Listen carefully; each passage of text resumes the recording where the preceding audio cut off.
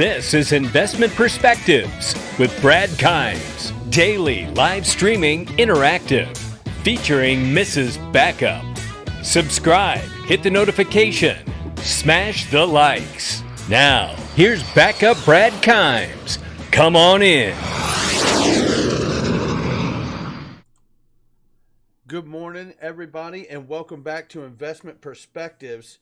I wanted to start off and just tell you that I have a fun question that I want to ask the community today. And it is a fun question. And then we're going to go over some really great news. A lot of little things happening. It's that kind of thing where, last couple of days we've had to really pay attention because it's just the news is coming from little outlets all over the place, and then places like NASDAQ too. All right, let's see here. For one, the fun question I have comes from Ken Melendez.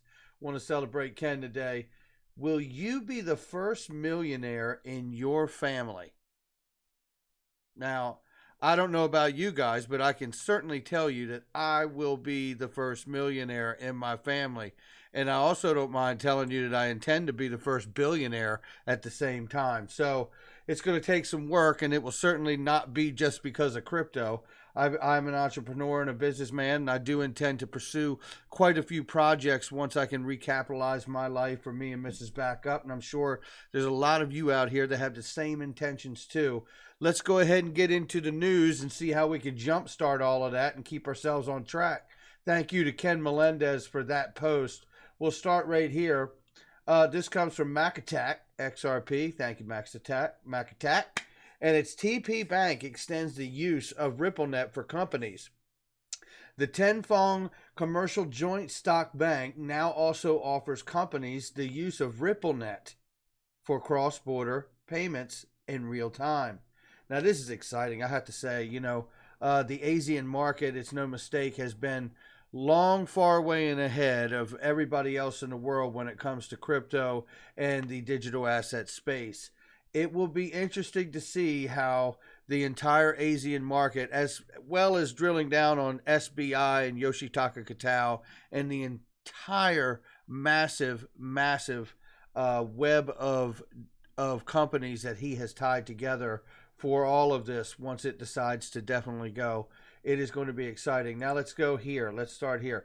Thank you to XRP Crypto Wolf. And this is a reminder about the SDK that came out of Spring, the software developer kits.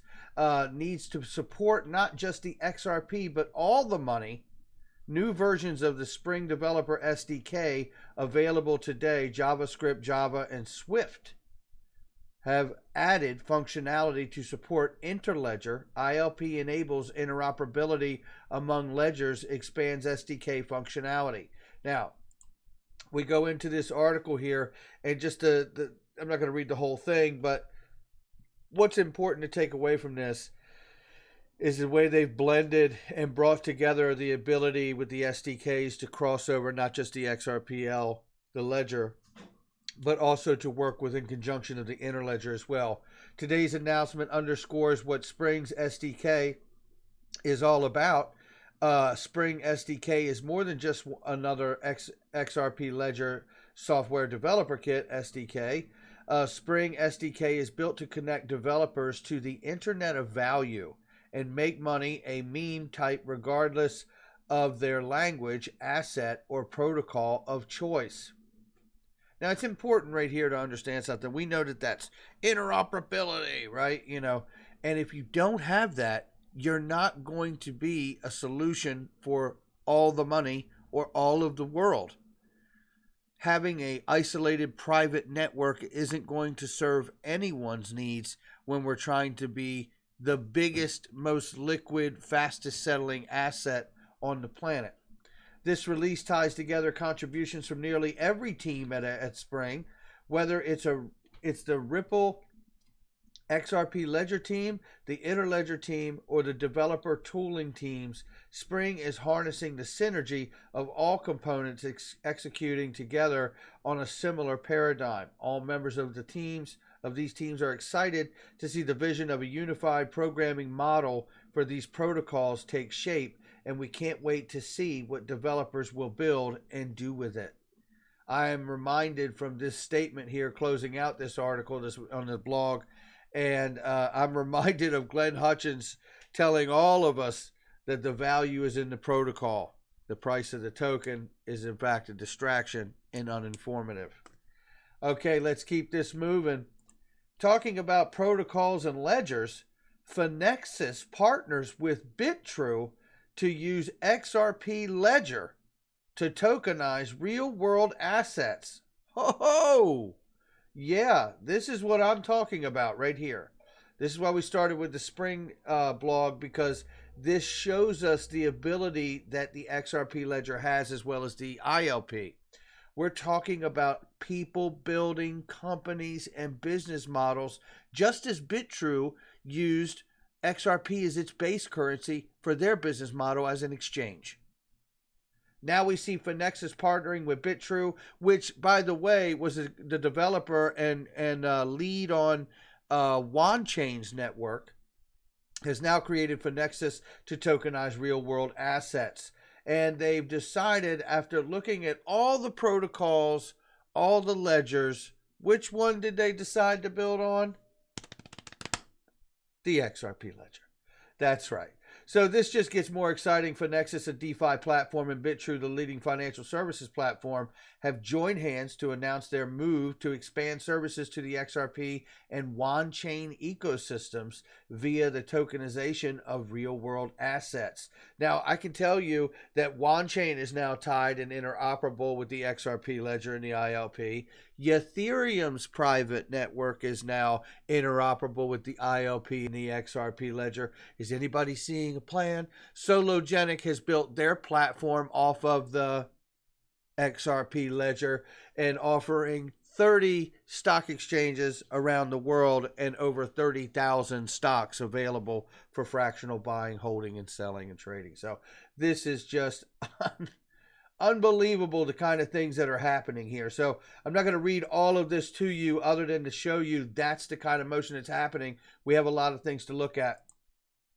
Now, the Financial Stability Board paper that I've been going over so heavily here, addressing the regulatory, supervisory, and oversight challenges raised by global stablecoin arrangements.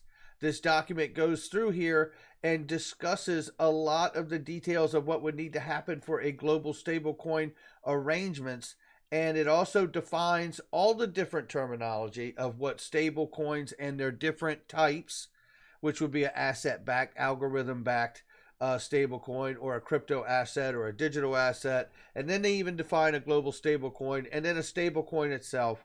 And all the definitions here are amazing. They lay it down. It really gives you insight into what the FSB, Financial Stability Board, which is a regulatory body tied to the G20.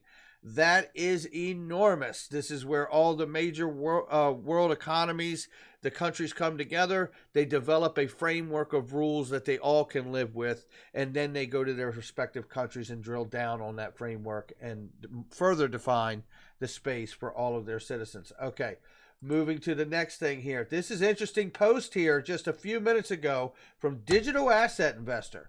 Look who's advertising stablecoin issuance. Stellar. This gets interesting. You know, it's interesting on a couple levels. For one, we see the global need to understand and define the arrangements for not only a global stablecoin, but in that framework that I just showed you, for stablecoins in general and all the different types and variations of stablecoins. You know, early on in this space, everybody was really told that stable coins were a crap coin, and from the perspective, is it an investment tool that you hold and it grows in value? No, not technically speaking. If you understand stable coins that are pegged to a fiat dollar or backed by reserves of fiat, then no, then the chance of that becoming a long-term growth financial instrument or financial product is nil to none, right? But a couple things here. We may be seeing a broader definition in some regards to what stable coins are, what they can be, and how they would be backed. And I think that's very interesting. Another couple points here. Stable coins are an important vehicle in this space. If we're talking about just a stable coin that's pegged to dollars or backed by reserve fiat, we're talking about the ability to tokenize money to allow consumers, retail investors, to get access into this space in some respects. Another respect to it is that we also need to tokenize fiat in regard to allow businesses to have access to digital tokenized money so they can begin to also work within the new digital asset space and financial payment system.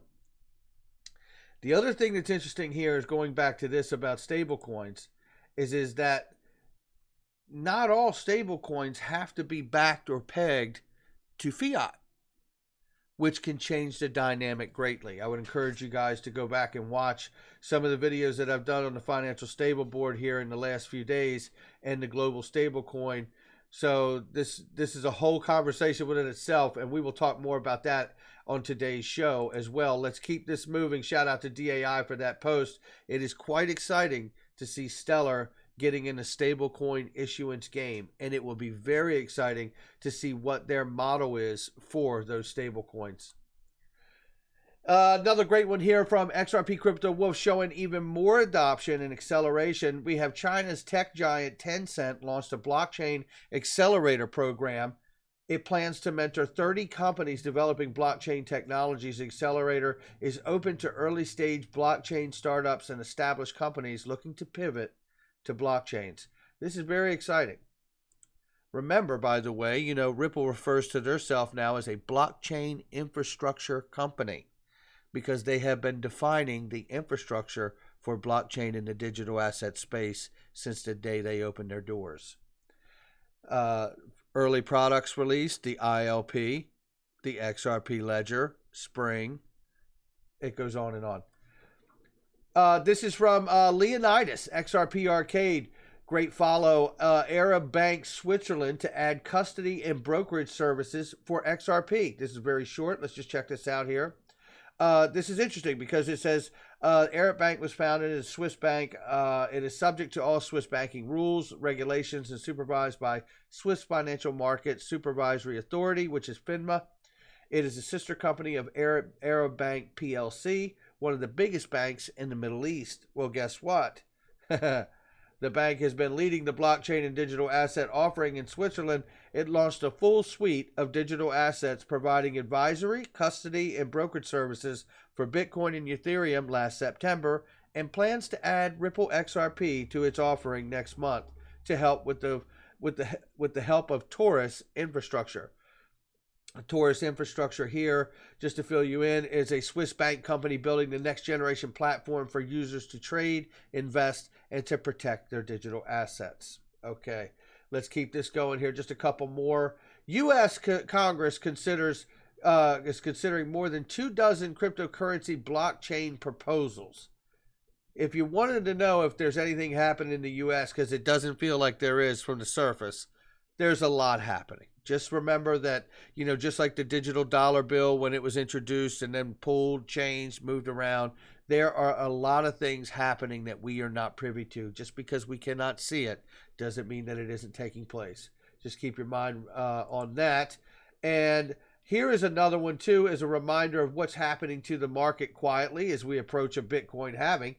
Cryptopolis reminds us here, cryptocurrency market value jumps $35 billion in 24 hours, led by a surge in Bitcoin as we approach the halving.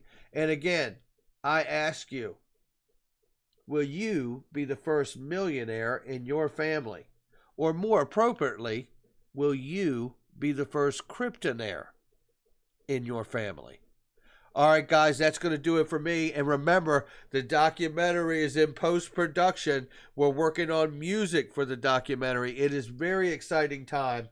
And there's a trailer that will be coming to you soon, sometime in May, I would imagine. And we're looking for a summertime release, give or take. And I couldn't be more excited to bring this to you, as I know Dustin Planholt and Mike Jansen is as well from Praxis Media Group. This is an exciting time. Guys, if you like the content, please hit the like and subscribe and share this on your social media platform. I will catch you on the next one.